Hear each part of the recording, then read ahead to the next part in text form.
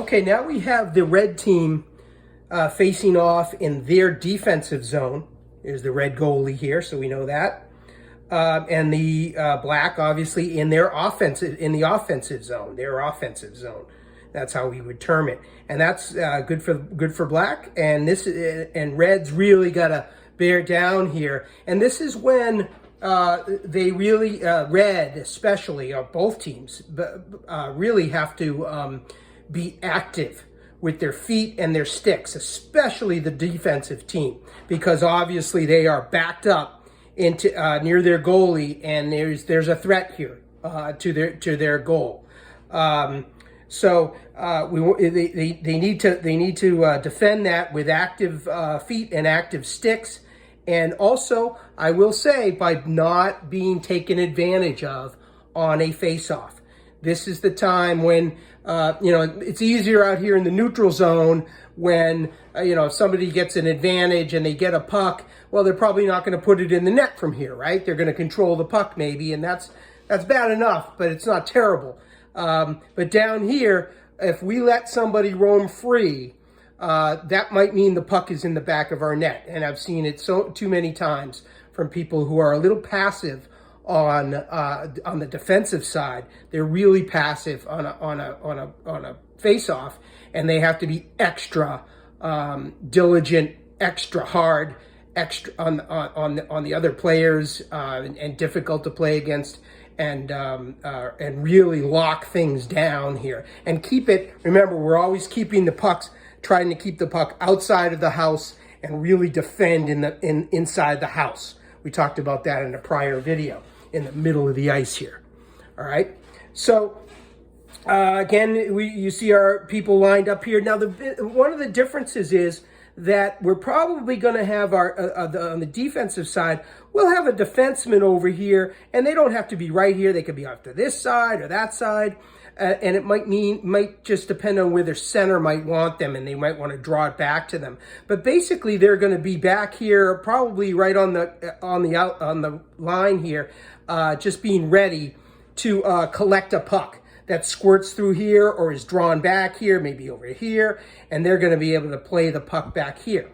Let me go back and go back rules-wise and note there is no line like a center line or anything like that. But again, we have this imaginary green line that is bisecting this face-off dot and this circle, and so each team has to stay on the other side of that. Red can't be on this side to start the face-off, and black cannot be on this side to start the face-off. Okay. But again, once the puck is dropped, you can go anywhere you want. So getting back to these positions, we've got the 1D here. We've got the other defenseman here. In this case, the left defenseman is going to be playing right up with this right wing here on the other team. So that defender is basically going to be covering that wing. Okay? And then you've got the right wing here covering this left wing right here. All right, and obviously center on center. And this is especially important here, that this red center does not let this center get a shot off, or especially poke a puck through and let them get through and around and go threaten the goal. All right, it's really important that you basically take a piece of their body and just get in front of them. You got to stay in front of them and keep them occupied to the extent that you can. And as the play develops, if the puck is not there, you got to do it legally, but really obstruct them as much as you can within the rules. All right. Let's see. Oh, the left wing on the defensive side is going to basically come out, and they're going to go at this defenseman right here.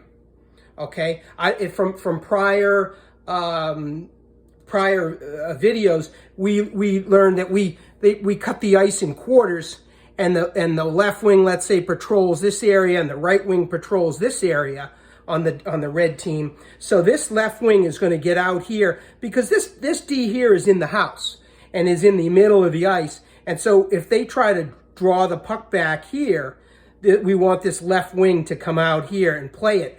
Now, you could also, if the play develops slower, you could maybe come like this and come here and see if anything pops out here that you can collect. Okay, so check that out, and then maybe if it does go back, or if it goes back to the let's say it comes back here and then goes over to this defenseman, you'll still be out here, and you'll be ready if it comes back here and they pop it over here. You'll be able to play that defenseman right there. Okay, so that's a little bit of a wrinkle for this wide wing here. You're going to play behind, right next to actually the left D and their right wing, and you're going to come flying out here if you can. All right, into this higher middle space out here. Okay. Now the right wing is going to try to, I think, initially lock up with this left wing and make sure they can't get through here to get a puck. If the puck comes back to this D, you're going to come and play them. Okay? But initially, this is not a bad place if we're going to lose the puck. The red team is going to lose the puck. This is not a bad place for it to end up, because it's far from the goal and outside the house, right? So that's not a bad place if we've got to lose it. All right, and we don't want to lose it, but if we have to, we'll give them that, and then we'll try to get this right wing out here as quickly as possible. Again, coming from the inside out. I'm sorry, from the inside to out here, like this, and playing this defenseman. And then they might try to play it down the wall, and then this defenseman gets involved or something like that on this wing. But that's our basic defensive posture in on a face-off. Okay, I'll give you one little wrinkle here defensively that might happen, although it's somewhat advanced. You're not necessarily going to see it a lot, but and I'll tell you about it offensively too, because it's a good place for the offense to gain an advantage.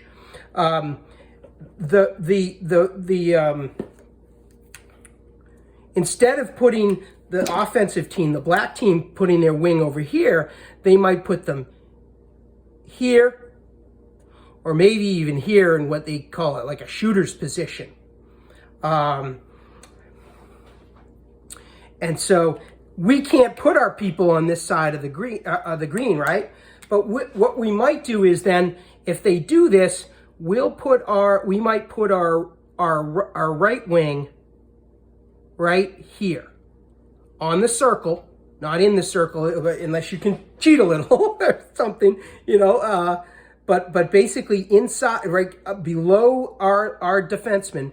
And so this right wing will come straight through here and play this wing, all right, or a shooter. And you've got to hustle and get right out there. So before the puck, let's say they win the draw here, and it comes back here, and it comes out here. Hopefully it comes out slow enough or not perfect enough that it's in their feet and not in a great position right on their stick. And you've got to rush out there really quickly to stop that from being shot. And then our left wing is also going to be rushing out here too. And then let's say, I don't know, and hopefully you've gotten it before the shot comes, but let's say they can't get off a shot and maybe they put it back here. Well, the right wing is going to continue on and play that. He's gone now. And then this left wing is going to come out here and play this out here, and just not be totally out here, but just on the inside of this defenseman here. So if it does come across, then they can go out the rest of the way. And then our D is playing low as normal. So that's a little bit of a wrinkle. It's not something we'll see in Learn to Play as much, or even some of our early games and things like that. But that's just an option for both the offense and how you might want to defend it. There's other plays that you can make. I think I'll reserve them for later in terms of discussing some things you can do. But that gives you an idea generally about how we want to, how you should line up in a zone, and how you should defend people inside the zone too. And again, I really didn't emphasize locking up with people. This right wing should be locking up with this left wing and making sure, denying them the puck, denying them going over here to double team the center here. You go right in there with them, and you're lifting stick right away at the beginning. Now they'll say, the rules say, oh, you can't lift up sticks, or you can't be touching the other team. But that is just not really what's happening in a face-off. Usually you are defending them right from the start when the puck is dropped, and you're really locking up with them. And again, active feet, active stick, denying them the puck, denying them the space even if you can. All right. Center on center, same thing. This center has to really be in, you want to win the faceoff if you can, but you really want to be in a good defensive position to at least neutralize this offensive center, if not win the faceoff. And this left D right here wants to be really neutralizing this right wing and not letting them drift anywhere, or again, coming in to get a puck. You're going to go right with them and lock up with them as soon as you can, maybe even right before the puck is dropped. And if they come in, if this left wing comes in to cheat, right wing here on the red team, you got to cheat to here too. Okay? Especially because the ref is probably going to be with his back to you, or her back to you, and so any advantage that somebody tries to take out of that has to be neutralized by the other person here. All right, make it even. All right, don't sit there and you can't cry about it after the puck's in the back of your net.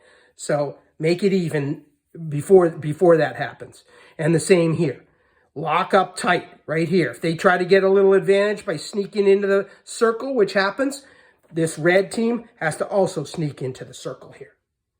All right? I think that's about it for now. I think we've gone over most of the basic face-offs in the different zones, and we can talk more about other strategies and things like that on the ice, or maybe in a future video. Thank you.